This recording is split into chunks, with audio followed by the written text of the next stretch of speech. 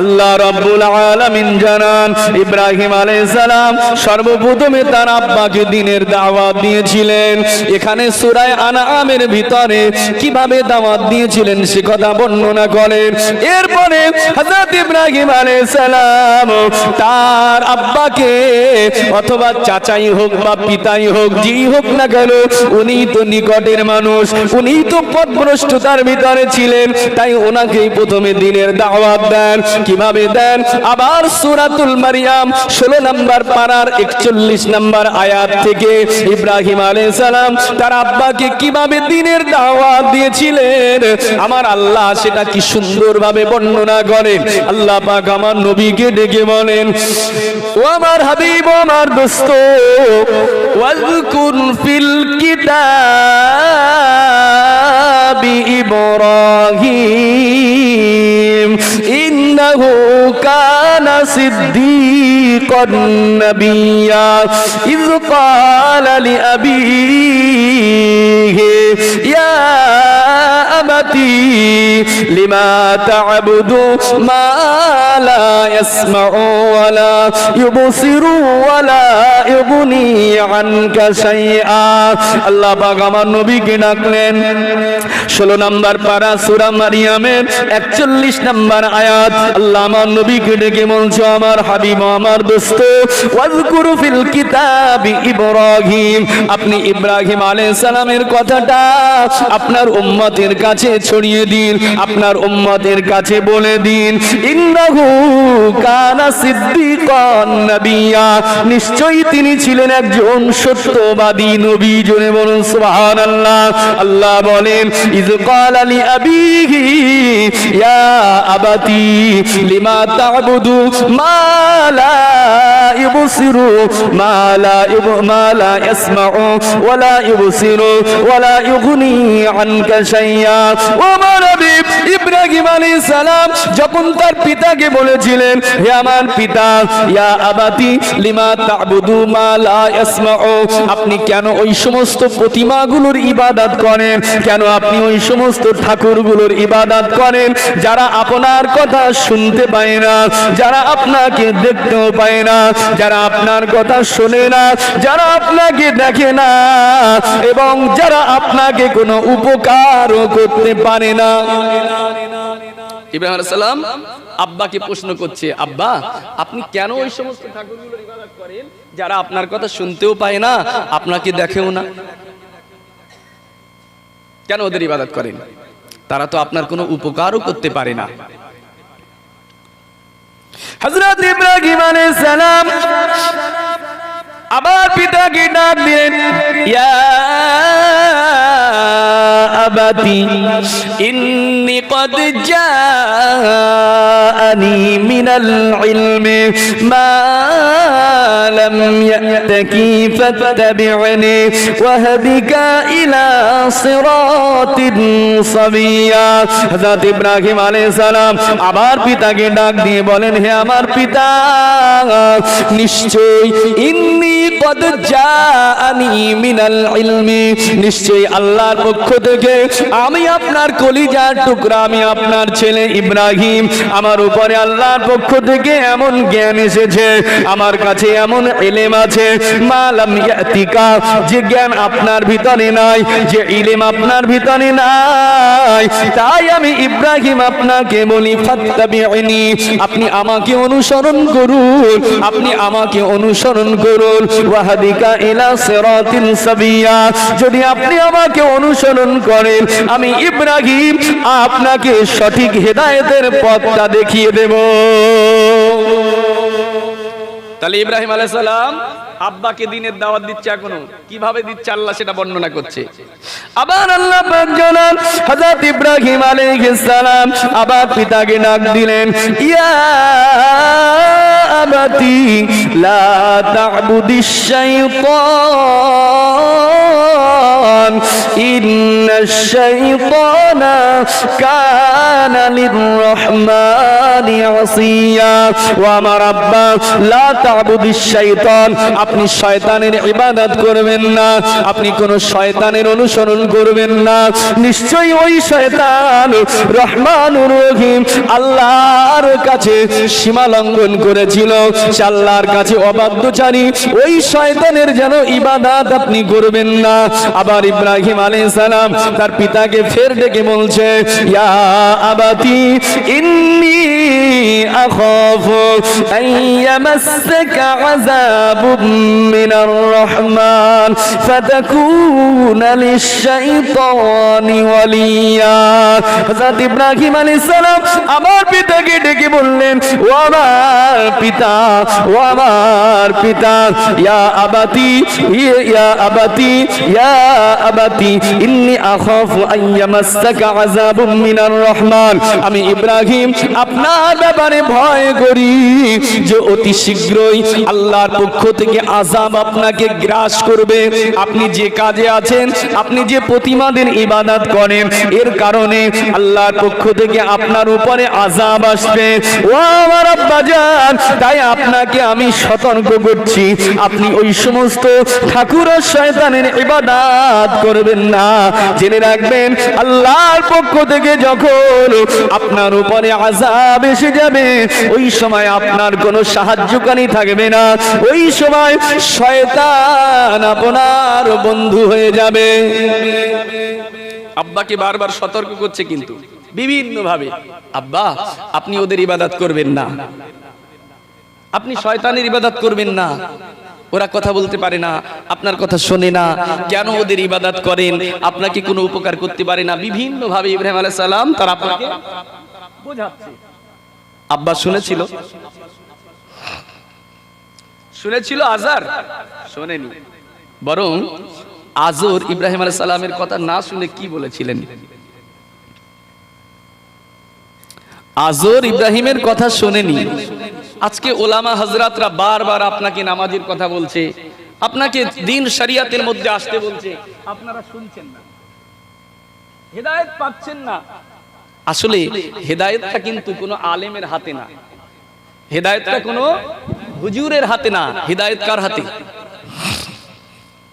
হযরত ইব্রাহিম আলাইহিস সালাম পিতাকে বলছে নিজের মনে করে তাকে বারবার সতর্ক করছে বাপ শোনে না আর আমাদের নবী নূর নবীজি মুহাম্মদ সাল্লাল্লাহু আলাইহি ওয়াসাল্লামকে এই পৃথিবীর জমিনে সবথেকে যদি কেউ বেশি সাহায্য করতে হয় তিনি হচ্ছেন হযরতে খাদিজা রাদিয়াল্লাহু আনহা আর দ্বিতীয় হচ্ছে নিজের চাচা যান হযরতে আবি তালিব জোরে বলুন সুবহানাল্লাহ সেই আবু তালিব রাসূলুল্লাহকে এত সাহায্য সহযোগিতা সবকিছু করলো কিন্তু ইসলাম কবুল করেনি বারবার দ্বীনের দাওয়াত দিয়েছে ইসলাম কবুল করেছে সব সহযোগিতা করেছে ভাইপো তোমার জন্য সব করতে রাজি আছি আল্লাহ রাসূলকে মক্কার কুফফারেরা 2 অথবা 3 বছরের জন্য সম্পর্ক ছিন্ন করেছিল মক্কার কুফফাররা আল্লাহ রাসূলের পরিবারের সঙ্গে আর মুসলমানদের সঙ্গে সম্পর্ক ছিন্ন করেছিল বিবাহ শাদী লেনদেন সবকিছু বন্ধ করে দিয়েছিল চাচা আবু তালিব সেটাও মেনে নিয়েছিল আল্লাহ রাসূলের সঙ্গে সেভাবে আবি তালিবে 2-3 বছর কাটিয়েছিল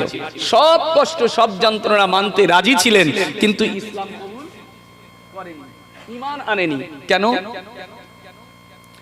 আল্লাহর হাবিব কি কম চেয়েছিলেন যে আমার চাচা ইসলাম কবুল করুক ঈমান আনুক মওতের সময় আবু তালেবের ইন্তেকালের সময় আল্লাহ নবী আবু তালেবের কানে কানে গিয়ে বলছে চাচা যান একবার আপনি পড়েন না লা ইলাহা ইল্লাল্লাহু মুহাম্মাদুর রাসূলুল্লাহ একবার পড়েন চাচা যান কাল কিয়ামতের দিনে আপনার কিছুই করতে হবে না আমি মুহাম্মদ সাল্লাল্লাহু আলাইহি ওয়াসাল্লাম আপনার জন্য আল্লাহর কাছ থেকে সুপারিশি করিয়ে নিয়ে আপনাকে বেহেশতে নিয়ে যাব চাচা যান একবার আপনি লা ইলাহা তাও জোরে নয় আমি মুহাম্মদ সাল্লাল্লাহু আলাইহি ওয়াসাল্লাম আমার কানে কানে একবার পড়েন কিয়ামতের দিনে আল্লাহকে বলবো আল্লাহ আমি সাক্ষী ছিলাম আমার চাচা কলেমা পড়েছে চাচা কবুল করেছিল পিছনে বেঈমানের দলেরা দাঁড়িয়ে আছে। ও আবু তালিব, আজকে তুমি অন্তিম মুহূর্তে, এই মওতের সময় যদি তুমি মুহাম্মাদের কথাটা মেনে নাও, যদি তুমি কলেমাটা পড়ে নাও, তুমি তো বড় কাপুরুষ হয়ে যাবে। ও আবু তালিব, কলেমা পড়বে না, রাসূলুল্লাহ চাইছে চাচাকে জান্নাতে নিয়ে যাবে, পাড়া প্রতিবেশী জান্নাতে যেতে দেবে না, তারা জাহান্নামে নিয়ে যাবে। চাচা রাসূলুল্লাহর কথা শুনলো না, মুহাম্মাদুর রাসূলুল্লাহর কথা শুনলো না, বরং জানিয়ে দিল আমি যে মিল্লাতের উপরে আছি তার উপরে অটল থাকবো। ঈমান আনলো না, বরং আমার রাসূলুল্লাহ যখনই ডান কানে যায় কানটা ঘুরিয়ে নেয়, আবার রাসূলুল্লাহ ওদিকে যায় আবার ঘুরিয়ে নেয় মুখ। ও ভাইজানেরা, চাচা এক পর্যায়ে দুনিয়া ছেড়ে বিদায় নিল। সঙ্গে সঙ্গে আল্লাহ পাক আমার রাসূলের উপরে কোরআনের আয়াতখানা নাযিল করে দিলেন। ও আমার হাবিব, ও আমার দোস্ত, ইন্নাকা লাতাহদি মান আহবাবতা ওয়ালাকিন্নাল্লাহা ইয়াহদি মান ইয়াশা।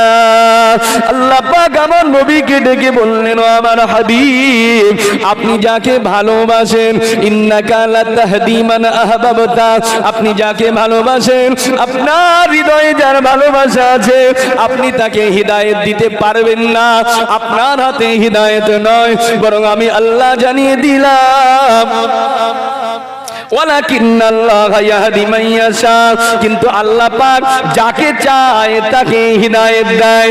আল্লাহ যাকে চায় তাকে হিদায়াত দেয়। তবে আল্লাহ যাকে হিদায়াত দেবে আল্লাহ জানান, আমি আল্লাহ জানি কোন ব্যক্তিটা হিদায়াত পাবে। জোরে বলুন সুবহানাল্লাহ। তাহলে হিদায়াত যে পাওয়ার, আল্লাহ তাকেই হিদায়াত দেবে। আমি ভালোবেসে আপনাকে যতই বোঝাই, আপনাকে যতই পায়ে ধরি, যতই হাতে ধরি, আমার কথা শুনবেন না। তবে আমাকে কাজ করে যেতে হবে। যে দায়িত্ব যাকে আল্লাহ দেবে সেই দায়িত্ব তাকে পালন করতে হবে। হুজুর এসেছেন, বসেন বসেন, এদিকে আমার দিকে। আপনার অসুবিধা হচ্ছে না তো? আলোচনা শুনছেন তো? ও ভাইজানেরা, তাহলে ইব্রাহিম আলাইহিস সালাম পিতাকে কত অনুনয় বিনয় করে, কত ভালোবেসে আদর করে, বাপকে শ্রদ্ধা করে বারবার দ্বীনের দাওয়াত দেয়। আব্বা দ্বীন কবুল করলো না, ইব্রাহিমের কথা শুনলো না, বরং আব্বা কি কথা বলেছিলেন কোরআন সাক্ষী দেয়। ইব্রাহিম আলাইহিস সালামের পিতা ইব্রাহিমকে ডেকে বলছে, ও ইব্রাহিম, আরাগিবু আনতা আন আলিহাতিনা ইয়া ইব্রাহিম লা ইল্লাম তানতাহি লা আরজুমান্নাকা ওয়াহজুরনি মালিয়া। ইব্রাহিম আলাইহিস সালামের পিতা ইব্রাহিমকে মানলো না, তার কথা শুনলো না, বরং হুঁশিয়ার বাণী দিয়ে বারে বলছে, ইব্রাহিম কালা আরাগিবু আনতা আন আলিহাতিনা ইয়া ইব্রাহিম, হে ইব্রাহিম, তুমি কি আমাদের রব থেকে মুখ ফিরিয়ে নিচ্ছ? আমার রব থেকে কি তুমি মুখ ফিরিয়ে নিচ্ছ? আমাকে কি তুমি মুখ ফেরাতে চাইছো? ও ইব্রাহিম, তুমি ভুল করো না। তুমি যদি তোমার কাছে অটল থাকো, আমি আব্বা বলছি লা ইল্লাম তানতাহি, যদি তোমার এই কাজকে তুমি না ছেড়ে দাও, যদি তোমার এই দ্বীনের দাওয়াত দেওয়াকে যদি না ছেড়ে দাও, আমি তোমার পিতা জানিয়ে দিলাম লা আরজুমান্নাকা, আমি তোমার মাথাটা ঘেঁচে দেব, আমি তোমার মাথাটাকে ফাটিয়ে দেব। ওয়াহজুরনি মালিয়া, ও ইব্রাহিম, যদি তুমি তোমার উপরে অটল থাকো, আমি তোমার বাপ জানিয়ে দিলাম তুমি লাঞ্ছিত হয়ে আমার ঘরটা ছেড়ে দূর হয়ে যাও। বাপ শুনলো না, বরং ইব্রাহিম আলাইহিস সালামকে জানে মেরে দেওয়ার হুমকি দিল, আমি তোমাকে মেরে দেব, তোমাকে হত্যা করে দেব, তোমার মাথাটা ঘেঁচে দেব, আর তুমি আমার বাড়ি ছেড়ে চলে যাও, আমার ঘর ছেড়ে দূর হয়ে যাও। ইব্রাহিম আলাইহিস সালাম তো নবী, এখন ইব্রাহিম আলাইহিস সালাম কি বাপের মতো জবাব দেবে? না। নরম মানুষ, ভালো মানুষের উপরে কেউ চড়াও হলে সে মানুষটা চড়াও হয় না, সে আরো নরম হয়ে যায়। কেউ কাউকে মারতে ঢুকলে, কোন আল্লাহওয়ালাকে যদি কেউ আঘাত করে, ওই আল্লাহওয়ালা ঘুরিয়ে আঘাত করে না, বরং তাকে ক্ষমা করে। এটা মুহাম্মদুর রাসূলুল্লাহর আদর্শ, আল্লাহ রাসূলের আদর্শ। সিলমান কতআকা ওয়াফু আম্মান যালামাকা। রাসূলুল্লাহর আদর্শ আত্মীয়তার বন্ধনকে প্রতিষ্ঠিত করা, আত্মীয়তার বন্ধন ছিন্ন করবে না। আর কি করবে না? কেউ তাকে অত্যাচার করলে অত্যাচার করবে না, অত্যাচারের বদলা কি হবে? ক্ষমা। জোরে বলুন সুবহানাল্লাহ। ইব্রাহিম আলাইহিস সালামের পিতা ইব্রাহিমকে হুমকি দিল, কিন্তু ইব্রাহিম হুমকির বদলা হুমকি দিলেন না, বরং ইব্রাহিম পিতাকে ডেকে বললেন, ক্বালা সালামুন আলাইকা সাস্তাগফিরু লাকা রাব্বি ইন্নাহু কানা বি হাফিয়া। হযরত ইব্রাহিম আলাইহিস সালাম আব্বাকে বললেন, ও আমার আব্বা, আপনি আমাকে মারলেও আমি আপনাকে মারব না, বরং আমি সাস্তাগফিরু লাকা রাব্বি, আমি আপনার জন্য আল্লাহ পাকের দরবারে ক্ষমা চাইব। জোরে বলুন সুবহানাল্লাহ। আর আমার আল্লাহ আমাকে ফিরিয়ে দেবে না, আমার আল্লাহ আমার উপরে অনুগ্রহ করবে। ও ভাই জানেরা আমার, তাহলে ইব্রাহিম আলাইহিস সালাম তার কওমকে দ্বীনের দাওয়াত দিল না, আগে পিতাকে দিল। পিতার কাছ থেকে বিতাড়িত হলো, পিতা তাকে মারার হুমকি দিল, বাড়ি ছেড়ে তাড়িয়ে দিল। এরপরে ইব্রাহিম এখনো কওমের কাছে তো দূরীভূত হয়নি, এবারে আব্বাকে কোনোভাবে না বোঝাতে পেরে কওমের কাছে চলে গেল। কোরআন সাক্ষী দিয়েছে, সূরাতুল আম্বিয়া 17 নম্বর পারার সূরা আম্বিয়ার 52 নম্বর আয়াত থেকে ইব্রাহিম আলাইহিস সালাম আব্বাকে একা নয়, এবারে তার পিতা এবং কওম দুজনকে একসঙ্গে দ্বীনের দাওয়াত দিচ্ছে। কিভাবে দ্বীনের দাওয়াত দিচ্ছে? হযরত ইব্রাহিম আলাইহিস সালামের দ্বীনের দাওয়াত দেওয়ার কথাটা কোরআন মাজিদ আল্লাহ 17 পারা সূরা আম্বিয়ার 52 নম্বর আয়াত থেকে আবার বর্ণনা করেন। হযরত ইব্রাহিম আলাইহিস সালাম তার সম্প্রদায়কে ডাকলেন, ইয ক্বালা লিআবিহি ওয়া কওমিহি মা হাযিহি তামাসিলুল্লাতী আনতুম লাহা আকিফুন। আল্লাহ পাক জানান, যখন ইব্রাহিম আলাইহিস সালাম তার পিতাকে এবং তার কওমকে একসঙ্গে বললেন, হে আমার কওমের লোকেরা, আপনারা কেন এই সমস্ত প্রতিমাগুলোর ইবাদত করেন, এই ঠাকুরগুলোর কেন ইবাদত করেন? ইব্রাহিম আলাইহিস সালামের কওমরা কোনো জবাব দিতে পারেনি, কোনো যোগ্য উত্তর দিতে পারেনি। তারা ইব্রাহিমকে ডেকে বলেছিলেন, ক্বালু ওয়াজাদনা আবাআনা লাহা আবিদিন, আমরা এই জন্য এই ঠাকুরগুলোর ইবাদত করি যে আমাদের পূর্বপুরুষরা তারাও এদের ইবাদত করত। কথা বুঝলেন না? অন্য কোনো জবাব পাইনি। ইব্রাহিম আলাইহিস সালামের প্রশ্ন, কেন ইবাদত করে, উপকারটা কি তোমাদের? তারা কোনো জবাব না দিয়ে বলল, আমরা এই জন্য এদের ইবাদত করি, আমার পূর্বপুরুষরাও এদের ইবাদত করতো তাই। তাহলে আমাদেরকেও যখন সহি দ্বীনের কথা শোনানো হয়, আমাদের অনেক আমল আছে যেটা পূর্বপুরুষ থেকে হয়ে আসে বলে করি। যদি সেটা বিদআত হয় ছাড়তে হবে, যদি সেটা হারাম হয় ছাড়তে হবে। কিন্তু সহি দ্বীন যখন তুলে ধরা হয়, অনেক সময় অনেক বেদাতীরা তারা বলে, অনেক দিন থেকে করে আসছি, এরা করেছে সেরা করেছে, এখন আবার নতুন করে। তাহলে কোরআন হাদিস যখন আসবে তখন আপনাকে সেটা মানতে হবে। ইব্রাহিম আলাইহিস সালাম জিজ্ঞেস করলেন, কেন ইবাদত করো? ওরা জবাব দিল, আমাদের পূর্বপুরুষরা করে তাই। হযরত ইব্রাহিম আলাইহিস সালাম এবারে বললেন, ও আমার কওমেরা, কোরআন মাজিদ হযরত ইব্রাহিম বললেন, ক্বালা লাকাদ কুনতুম আনতুম ওয়া আবাউকুম ফি দালালিম মুবিন। ও আমার কওমরা, শোনো শোনো, নিশ্চয়ই আপনারা এবং আপনার কওমের লোকেরা সবাই প্রকাশ্য গোমরাহির ভিতরে। হযরত ইব্রাহিম আলাইহিস সালাম বললেন, ক্বালু আজিতানা বিল হাক্কি আম আনতা মিনাল লাইবিন। হযরত ইব্রাহিম যখন যখন বললেন, আপনারা আমার কওমের লোকেরা, আপনারা এবং আপনাদের পূর্বপুরুষরা সবাই গুমরাহির ভিতরে, ওই সময় কওমরা বলল, ক্বালু আজিতানা বিল হক আম আনতা মিনাল লাইবিন। ও ইব্রাহিম, তোমার জন্য মানে দুটো অপশন, যদি তুমি সত্যবাদী হও, তোমার কে রব আছে সেই সত্য রবকে নিয়ে এসো, আর যদি না আনতে পারো তাহলে তোমার এই খেল তামাশাকে এবারে ত্যাগ করো।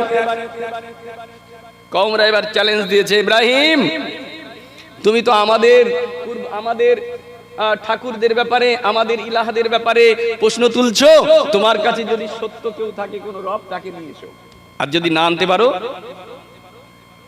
তোমার এই খেলা বন্ধ করো। হযরত ইব্রাহিম আলাইহিস সালাম এবারে কওমের লোকেদের কাছে তার রবের পরিচয় দেয়।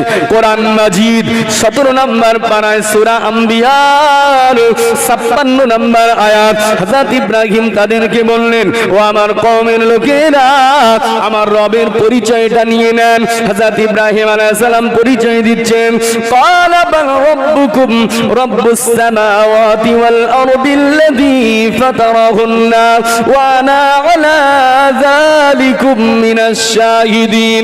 হযরত ইব্রাহিম আলাইহিস সালাম বললেন, ও আমার কওমের লোকেরা, আমার রব তিনি, তোমাদের রব তিনি, যিনি আসমানকে সৃষ্টি করেছেন, জমিনকে সৃষ্টি করেছেন, যিনি আসমান জমিনের মালিক, যিনি আসমান জমিনের সৃষ্টিকর্তা, তিনি তোমাদের রব। আমি ইব্রাহিম এ ব্যাপারে তোমাদের পক্ষ থেকে প্রথম সাক্ষ্যদাতা। আমার রব তিনি, যিনি আসমান সৃষ্টি করেছে, জমিন সৃষ্টি করেছে, আসমান জমিনের মালিক তিনি। জোরে বলুন সুবহানাল্লাহ। এবারে কওমের লোকেরা কি বলছে? তারা মেনেছে, তারপরেও মানছে।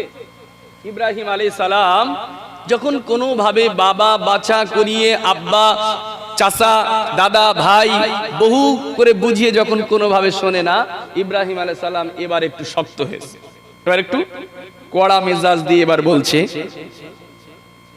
ওয়াতাল্লাহ লা আকিদান্না আসনামাকুম, আল্লাহর কসম করে বলছি, কোনোভাবে তো শুনলে না, কোনোভাবে আমার কথা মানলে না, এবারে আমি আল্লাহর কসম করে বলছি, তোমাদের ওই প্রতিমাগুলোর ব্যাপারে কিছু একটা আমি ঘটাবো, যখন তোমরা কেউ বাড়ি থাকবে না। শুনছেন আমার কথা? ইব্রাহিম আলাইহিস সালাম এবার একটু শক্ত হলো। এবারে তাফসীরের কথা শুনেন। ইব্রাহিম আলাইহিস সালামের কওমের লোকেরা প্রতি বছরে একটা করে অনুষ্ঠান করত, একটা করে। আমার কিন্তু এই ঘটনাটা বলা মূল উদ্দেশ্য না, আমার আসল উদ্দেশ্য বলা যে পৃথিবীতে নবীরা সব থেকে বিপদের মধ্যে, সেটা বলার জন্য এগুলো বলতে হচ্ছে আমাকে। সবই তো কোরআন, যা শুনছেন সব সওয়াব হচ্ছে। জোরে বলুন সুবহানাল্লাহ। কারণ একটাও কোরআনের বাইরে না, আয়াত পড়েই আমি বলছি, শুধু ঘটনাও বলছি না, বরং কোরআনের আয়াতগুলো পড়ছি, একটা একটা অক্ষরে আমি পড়ছি, আমার 10টা সওয়াব, আপনারা শুনছেন, আপনাদেরও 10টা সওয়াব। জোরে বলুন সুবহানাল্লাহ। অতএব বসাটা একদম বৃথা নয়। মূল কথা, নবীরা যে সব থেকে বেশি বিপদে, সেটা বলা আমার উদ্দেশ্য। তাহলে ইব্রাহিম আলাইহিস সালাম বললেন, কিছু একটা ঘটাবো আমি। তাফসীরের কথা, কোরআনেও এটা এসেছে, ওগুলো আমি বলছি না। কওমের লোকেরা প্রতি বছরে নির্দিষ্ট সময় একটা অনুষ্ঠান করতে, একটা মেলা হতো। আমাদের যেমন আজকে এই গ্রামে 12 ফাল্গুন, মানে প্রতি ফাল্গুন মাসের দ্বিতীয় শনিবার, না দ্বিতীয় শনিবার প্রতি বছরে এই মাহফিলটা হয়। আমরা সবাই ওয়াজ শুনবো, এটার দিকে আমাদের আগ্রহ থাকে সবাই, যদিও আমরা আসি না, কিন্তু ইব্রাহিম আলাইহিস সালামের কওমরা কেউ ওই অনুষ্ঠান ছাড়তো না, সবাই যেত। নির্দিষ্ট দিনে, অনুষ্ঠানের দিনে সবাই যাচ্ছে। ইব্রাহিম আলাইহিস সালামকেও বলছে, ইব্রাহিম চলো। ইব্রাহিম আলাইহিস সালাম বলছে, না আমি অসুস্থ, আমি যাব না, তোমরা যাও। তাহলে ইব্রাহিম আলাইহিস সালাম অসুস্থতার ভান দেখিয়ে গেল না। সবাই যখন চলে গেল, আস্তে আস্তে দেবঘরের মধ্যে ঢুকে, আপনার প্রতিমা ঘরের ভিতরে ঢুকে, ঠাকুর ঘরের ভিতরে ঢুকে, ইব্রাহিম আলাইহিস সালাম যত প্রতিমা ছিল তদানীন্তন কালে, আজকে আমাদের যুগের কিন্তু এগুলো না, আজকে আমাদের হিন্দু ভাইরা তারা যে সমস্ত দেবদেবী পূজা করে, ওটা না, কালী দুর্গা এসব ছিলেন না, তখন ছিলেন লাত, মানত, উজ্জা, হবল, এই সব ছিল এই নামে, তাদের সব আলাদা। তো ইব্রাহিম আলাইহিস সালাম তাদের দেবালয়ের মধ্যে ঢুকে সব ঠাকুরগুলোকে ভেঙে দিল, একটাকে শুধু খাড়া রাখলো, সব থেকে যেটা বড়। কথা বুঝে আসলো না? সব থেকে যেটা বড় সেটাকে খাড়া রেখে দিয়ে সবগুলোকে ভেঙে দিয়েছে। মুসলমানেরা সবাই ফিরে এসে দেখলো দেবালয়ের ভিতরে তো সবগুলো ভাঙা পড়ে আছে। এই কাজ কে করেছে? বুঝতে তো আর অসুবিধা নাই, কে করেছে কাজটা? সবাই বলল এটা ইব্রাহিম করেছে। ওই যুবক ইব্রাহিম ছাড়া কেউ এই কাজ করতে পারে না। সবাই গিয়ে ইব্রাহিম আলাইহিস সালামকে ধরলো। ইব্রাহিম ইব্রাহিম কোরআন মাজিদ সূরা আম্বিয়া 62 নম্বর আয়াত, ইব্রাহিম আলাইহিস সালামকে ধরে বলছে, তারা বলছে ক্বালু আ আনতা ফাআলতা হাযা বিআলিহাতিনা ইয়া ইব্রাহিম, আনতা ফাআলতা হাযা আনা আলিহাতিনা ইয়া ইব্রাহিম, হে ইব্রাহিম তুমি কি আমাদের ইলাহদের সঙ্গে এই আচরণ করেছো? আমাদের ইলাহদের সঙ্গে কি তুমি এই দুর্ব্যবহার করেছো? হযরত ইব্রাহিম আলাইহিস সালাম কি জবাব দিয়েছিলেন? ইব্রাহিম আলাইহিস সালাম বললেন না আমি করেছি, আমি করেছি বললেন না, বরং কোরআন সাক্ষী দিয়েছে। ইব্রাহিম আলাইহিস সালাম বললেন ক্বালা বাল ফাআলুহু কাবীরুহুম হাযা ফাসআলুহুম ইন কানু ইয়ানতিকুন। হযরত ইব্রাহিম আলাইহিস সালাম বললেন ও আমার কওমের লোকেরা, আমি করিনি এমন ভাবে বলল না, বা আমি করেছি এটাও বলল না, বরং ইব্রাহিম বললেন বাল ফাআলুহু কাবীরুহুম হাযা, এই কাজটা করেছে তাদের ভিতরে যে সবথেকে বড় সে। কথা বুঝলে না? কি জবাব দিল? যে সব থেকে বড় সে। আচ্ছা ইব্রাহিম আলাইহিস সালাম মিথ্যা কথা বলেছে না সত্য বলেছে?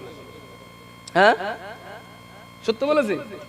কেমন ডাহা তো মিথ্যা কথা হচ্ছে না, নিজে করলো আর বললো ওদের ভিতরে যে বড় সে। হ্যাঁ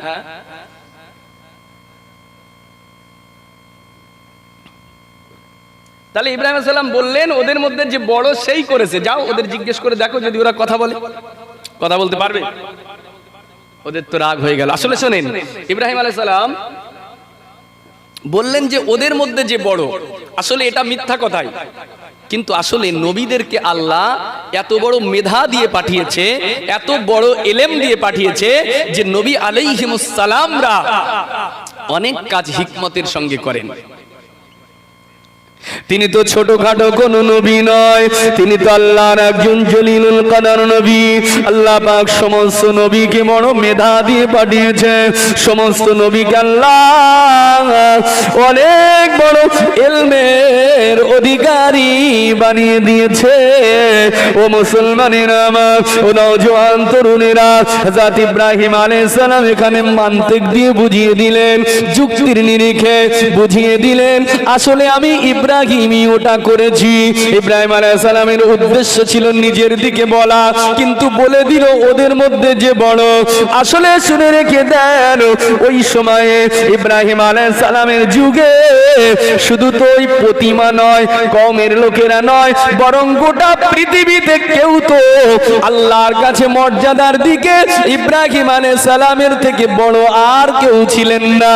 হযরত ইব্রাহিম আলাইহিস সালাম মেধা দিয়ে আসলে বোঝালেন আমি, অর্থাৎ ওদের মধ্যে যে বড়, অর্থাৎ আমি ইব্রাহিম তো সবার বড়, ওদের মধ্যে যে বড় সেই ওই কাজ করেছে, অর্থাৎ আমি ইব্রাহিমই ওটা করেছি। জয় বলুন সুবহানাল্লাহ। এটাই হচ্ছে ইব্রাহিম আলাইহিস সালামের আসল যুক্তি, উদ্দেশ্য এটা যে আমি মানে আমিই তো বড় সবার, ওদের বড় মানে আমি। কওমের লোকেদেরকে বললো যাও ওদেরকে জিজ্ঞেস করে দেখো যদি ওরা কথা বলে। কথা বলতে পারবে? তাহলে কওম সবাই এবারে রেগে গেল ইব্রাহিম আলাইহিস সালামের প্রতি, ও তোমাকে এবারে জব্দ করতে হবে। তো একটা মানুষকে তো হঠাৎ করে আমরা পিটতে পারি না। গ্রামের যদি কেউ অন্যায় করে সহজে কি আমরা মেরে ফেলতে পারবো তাকে? শাসন আছে, আমাদের আইন আছে, আদালত আছে, থানা আছে, পুলিশ আছে। আমরা অপরাধের জন্য হয়তো একটু তাজির করতে পারি, একটু চড়চাপড় মারতে পারি, কিন্তু জানে তাকে মারার অধিকার নেই, আপনাকে জেল কাটতে হবে। সেই জন্য কি অপরাধের কি সাজা হবে সেটা করবে বিচার কোর্ট বিচার করবে, থানা বিচার করবে, আমাদের আইন আদালত বিচার করবে। তদানীন্তন কালেও ইব্রাহিম আলাইহিস সালামকে মেরে ফেলতে পারলো না, তারা বিচারের দ্বারস্থ হলো বাদশার দরবারে। তদানীন্তন কালের বাদশা কে ছিলেন? নমরুদ ছিলেন তদানীন্তন প্রতাপশালী অত্যাচারী বাদশা, যার রাজত্বকালের সময় তখন, যাদের রাজত্বকালের সময় তখন 400 বছর পার হয়ে গেছে। কত বছর? নমরুদি শাসনকাল 400 বছর পার হয়ে গিয়েছে। অত্যাচারী বাদশা, জালিম বাদশা। ও ভাইজানেরা, কওমের লোকেরা ওই বাদশার কাছে ইব্রাহিমকে তুলে দিল। ও বাদশা জাহাপানা, এই ইব্রাহিম নতুন ধর্ম প্রচার করে, এই অপরাধ করেছে, বিচারটা কি করা যায়, আপনি এর বিচারটা করে দেন। ও ভাইজানেরা, বাদশার যখন 400 বছর নমরুদি রাজত্ব পার হয়ে গিয়েছে, নমরুদ তখন ফুলে ফেপে বুকটা 5 হাত হয়ে আছে, মনে মনে নিজেকে খোদা বলে দাবি করে নিয়েছে, কিন্তু প্রকাশ করতে পারেনি। নমরুদ যে নিজেকে খোদা বলে প্রকাশ করেছিলেন এর কোনো প্রমাণ পাওয়া যায় না, তবে এক জায়গায় পাওয়া যায়, ইব্রাহিম আলাইহিস সালামকে কাছে সে আল্লাহ দাবি করেছিলেন। যখন গোত্রের লোকেরা ইব্রাহিম আলাইহিস সালামকে নিয়ে রাজ দরবারে নিয়ে গেল, ওই বাদশা নমরুদ নিজেকে এবারে খোদাই দাবি করবে। এটা পৃথিবীর ইতিহাস, গোটা পৃথিবীতেই যখন কোন রাজত্ব যত দীর্ঘায়িত লাভ করেছে সে ততই অত্যাচারী হয়েছে। যে রাজত্ব যত দীর্ঘায়িত হয়েছে সেই বাদশা ততই অত্যাচারী হয়েছে। এটা অস্বীকার কোনো জায়গা নেই, গোটা পৃথিবীর ইতিহাস সাক্ষী দিয়েছে। গোটা পৃথিবীর ইতিহাস বলছে যে রাজত্ব যত বেশি স্থায়িত্ব লাভ করেছে সেই বাদশারা ততই অপরাধী হয়েছে। তারা কর্তব্যনিষ্ঠ পরায়ণতা থেকে দূরে সরে মানুষের উপরে জুলুম